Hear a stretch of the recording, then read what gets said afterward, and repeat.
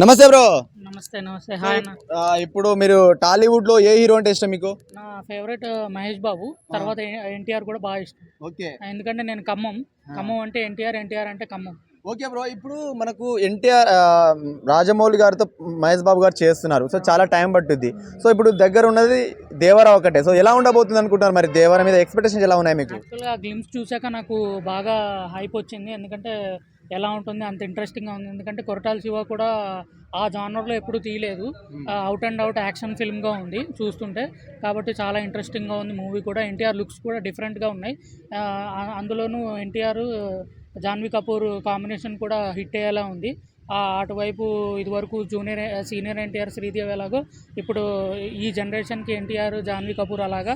Next Janhvi Kapoor Ram చరణ్తో కూడా తీస్తుంది. కాబట్టి ఈ జాన్వీ కపూర్కి మంచి ఆపర్చునిటీ వచ్చింది అనుకుంటున్నాను.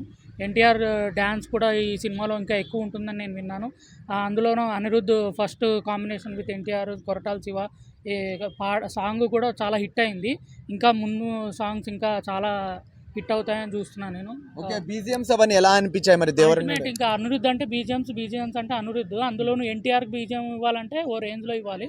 కాబట్టి దానికోసమే వెయిట్ చేస్తున్నాను నేను. ఇంకా songs, Anirudh, NTR dance first ఇవి, తర్వాత visuals, fights, action, story, Koratala Shiva direction. Okay.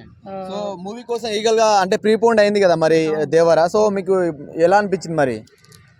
ఇంకా ఇంట్రెస్టింగ్గా ఉంది. ఎందుకంటే హాలిడేస్ ఉన్నాయి, తర్వాత కూడా పెద్ద సినిమాలు ఏం లేవు. ఇప్పుడు వచ్చే ప్రభాస్ సినిమా తర్వాత బిగ్ సినిమా వచ్చేది అదే ఇంచుమించు. కాబట్టి ఏంటంటే ఇంకా ఆకలితో ఉన్నారు. సింహం బాగా ఆకలితో ఉంది. జూనియర్ ఎన్టీఆర్ ఎలా ఆకలితో ఉన్నారు, ఫ్యాన్స్ కూడా ఆకలితో ఉన్నారు. మంచి మీల్స్ ఇవ్వడానికి రెడీగా ఉన్నారు ఫ్యాన్స్. మరి కల్కి రికార్డులను బ్రేక్ చేసే ఛాన్స్ ఉండబోతుంది అనుకుంటున్నారా?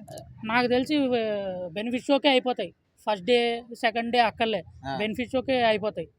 ఎందుకంటే గవర్నమెంట్ కూడా ఇంకా చెప్పక్కర్లే. గవర్నమెంట్స్ కూడా అక్కడెవరు ఇక్కడెవరు ఇదంతా రికార్డ్స్ కూడా మనమే ఆల్రెడీ రాసేసుకున్నారు ఎన్టీఆర్ గారు, బయట చెప్పాలంతే. ఓవరాల్గా మూవీ మీద ఎక్స్పెక్టేషన్స్ ఎలా ఉన్నాయి ఒక మాటలో? ఎక్స్పెక్టేషన్స్ అంటే ఏం లేదు. ఇంకా రికార్డులు ఎలా బద్దలు కొడతాయి, దీని తర్వాత పార్ట్ 2 ఏంటి, 3 ఏంటి, క్లైమాక్స్ ఎలా ఉంటుందని రికార్డ్స్ అవన్నీ బెనిఫిట్ షోకే బద్దలైపోతాయి. దీని తర్వాత ఏంటనేది చూడాలి. Thank you. Thank you.